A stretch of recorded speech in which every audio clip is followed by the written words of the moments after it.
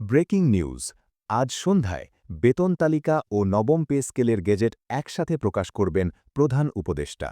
তো দর্শক, ভিডিওটি শুরু করার আগে বরাবরের মতো রিকোয়েস্ট, যে সকল চাকরিজীবী ভিডিওটি দেখছেন দয়া করে ভিডিওতে লাইক দিয়ে এবং চ্যানেলটি সাবস্ক্রাইব করে ভিডিওটি আপনার সহকর্মীর কাছে শেয়ার করে দিন।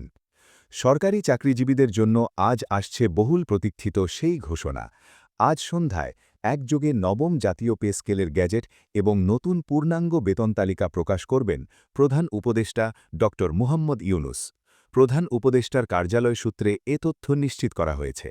দীর্ঘদিনের আলোচনা, আন্দোলন, দরকষাকষি ও অনিশ্চয়তার পর এই সিদ্ধান্তকে সরকারি চাকরিজীবীদের জন্য একটি ঐতিহাসিক মুহূর্ত হিসেবে দেখা হচ্ছে। কেন আজকের ঘোষণা গুরুত্বপূর্ণ? নবম পে স্কেল নিয়ে গত কয়েক মাস ধরে সরকারি কর্মচারীদের মধ্যে ব্যাপক উৎকণ্ঠা বিরাজ করছিল।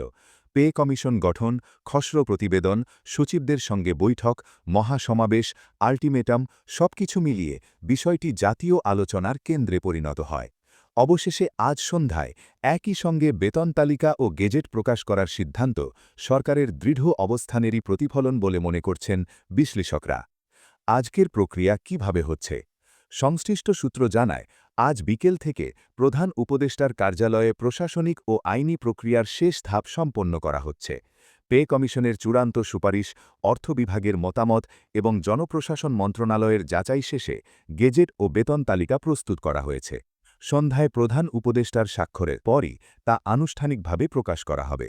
নতুন বেতন তালিকার মূল বৈশিষ্ট্য।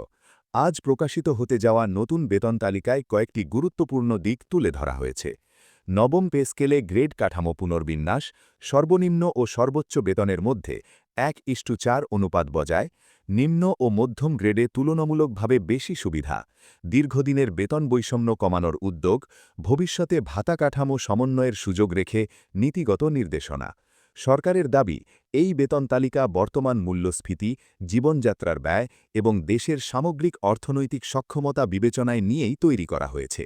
যে সকল চাকরিজীবী ভিডিওটি এই পর্যন্ত দেখছেন তারা দ্রুত চ্যানেলটি সাবস্ক্রাইব করুন। প্রধান উপদেষ্টার অবস্থান। প্রধান উপদেষ্টা ড মুহাম্মদ ইউনুস একাধিকবার বলেছেন, সরকারি চাকরিজীবীরা রাষ্ট্রের চালিকা শক্তি। তাদের ন্যায্য প্রাপ্য নিশ্চিত না হলে প্রশাসনিক দক্ষতা ও সেবার মান বজায় রাখা কঠিন। আজ সন্ধ্যার ঘোষণার মধ্য দিয়ে সরকার সেই অঙ্গীকার বাস্তবায়নের পথে বড় পদক্ষেপ নিতে যাচ্ছে বলে মনে করছেন সংশ্লিষ্টরা। পে কমিশনের বক্তব্য।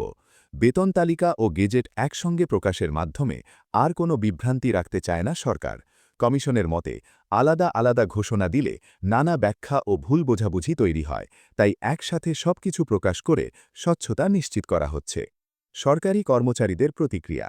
খবরটি ছড়িয়ে পড়ার পর থেকেই সরকারি দপ্তরগুলোতে আলোচনা তুঙ্গে। অনেক কর্মকর্তা-কর্মচারী এটিকে দীর্ঘ আন্দোলনের ফল বলে মনে করছেন। কেউ কেউ বলছেন, আজ যদি সত্যিই গেজেট ও বেতন তালিকা একসাথে প্রকাশ হয় তাহলে এটি আমাদের জন্য বড় স্বস্তির খবর। তবে কিছু সংগঠন বাস্তবায়নের সময়সূচি ও ভাতা সংক্রান্ত স্পষ্ট নির্দেশনার দিকেও নজর রাখতে বলছে। অর্থনৈতিক দৃষ্টিকোণ। অর্থনীতিবিদদের মতে, নবম পে স্কেল কার্যকর হলে সরকারের ব্যয় বাড়বে, তবে এর ইতিবাচক প্রভাবও রয়েছে। সরকারি কর্মচারীদের ক্রয় ক্ষমতা বাড়লে বাজারে চাহিদা বাড়বে, যা অর্থনীতিতে গতি আনতে পারে। তবে একই সঙ্গে বাজেট ব্যবস্থাপনা ও রাজস্ব সংগ্রহণে সরকারকে আরও সতর্ক হতে হবে। সামনে কি হতে পারে? আজ সন্ধ্যার ঘোষণার পরপরই সরকারি ওয়েবসাইটে গেজেট প্রকাশ, বেতন তালিকা দপ্তরগুলোতে পাঠানো, কার্যকর হওয়ার সময়সূচি স্পষ্ট করা হবে বলে জানা গেছে। সরকারের লক্ষ্য যেন আর কোনো বিলম্ব না হয় এবং দ্রুত বাস্তবায়ন শুরু করা যায়। সব মিলিয়ে আজ সন্ধ্যায় বেতন তালিকা ও নবম পে স্কেলের গেজেট একসাথে প্রকাশের সিদ্ধান্ত সরকারি চাকরিজীবীদের জন্য একটি বড় মোড় পরিবর্তনের ইঙ্গিত দিচ্ছে। এখন সবার চোখ প্রধান উপদেষ্টার সন্ধ্যার ঘোষণার দিকেই, যেখান থেকে আনুষ্ঠানিকভাবে শুরু হতে যাচ্ছে নবম পে স্কেলের নতুন অধ্যায়। এই ছিল আজকের আপডেট।